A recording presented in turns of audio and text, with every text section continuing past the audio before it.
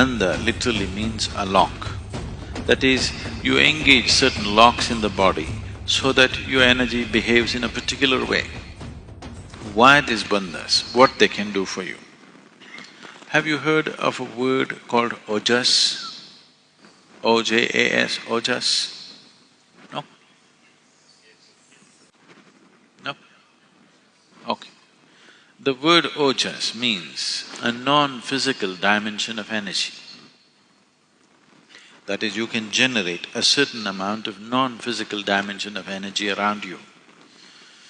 If you have Ojas around you, your passage through the world, the passage through life becomes well lubricated. That is, you will pass with minimum amount of friction. In the Far East Asian cultures, an enlightened being is referred to as Enchi. Enchi literally means a circle.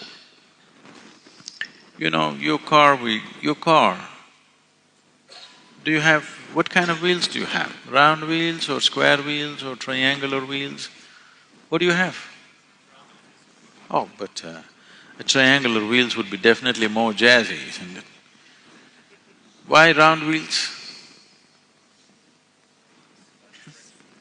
Least amount of resistance. With least amount of resistance it rolls. Any moving part we want to make it round because it moves with least amount of resistance. So we are referring to… in the Far East Asian cultures, they are referring to an enlightened being as Enchi, which means he's a circle, not because he's round of body, because he moves with least amount of resistance, well lubricated.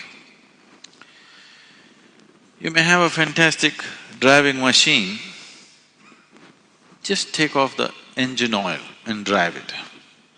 How long do you think your car will last? Your Jaguar, how long will it last if you take away the engine oil? Maybe 10 minutes. In 15 minutes, it'll be gone. So lubrication is that important.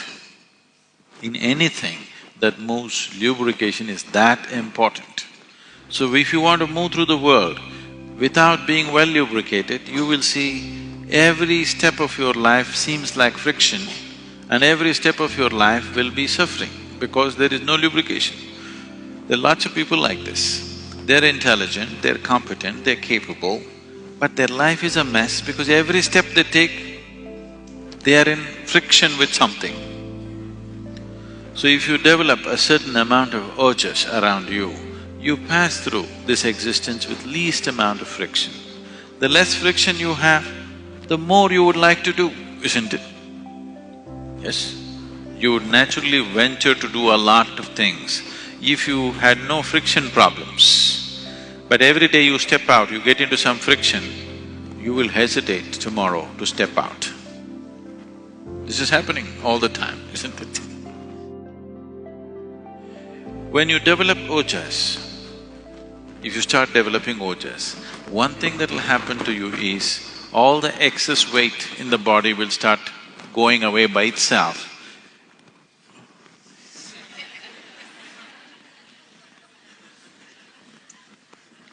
Oh. You know, if you come to the yoga center, you will see certain people at certain times will be in a certain type of sadhana or certain type of inner work. When they're doing this, these days we keep them completely secluded because people get scared looking at the way they eat.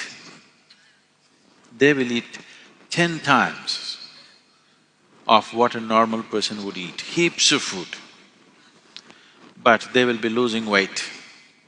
We will put them on high-fat diet, all ghee, milk, butter like this.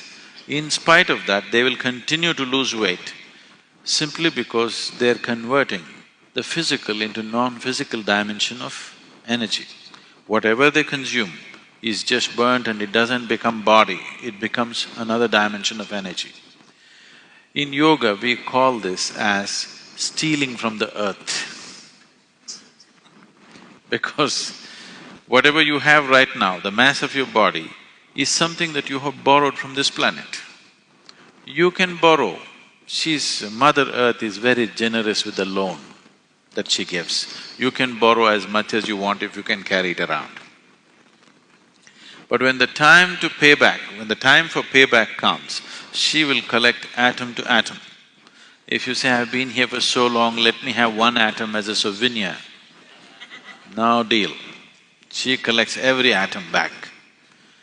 So this is considered stealing from the earth because now you transform physical into non-physical dimension of energy. Now she cannot stop you. You can take it away with you. So this is packaging something for a long journey without she knowing about it. Otherwise, she will grab it back. If it's in the physical form, she'll filter it out. If it's in a non-physical form, the earth cannot hold it back. Now you're doing Shambhavi. If you're doing it every day, you will develop Ojas, some amount of Ojas, which will see suddenly everything seems to be facilitated for you, it just happens. If you do not have any Ojas, you may have all other capabilities, but simply because of the fear of friction, you will be held back. I feel this is 80% of the world's population. They are all held back, always with the fear of what will happen to me, what will happen to me. Wherever they go, they will have bad experiences. If they step in and try to do something with some enthusiasm, tomorrow morning little friction happens and they stay back. I think this is 80% of the population. The fear of what will happen makes them into half a step, never a full step in their life. So, Ojas or generating Ojas is a very important part of living successfully in whatever you're doing.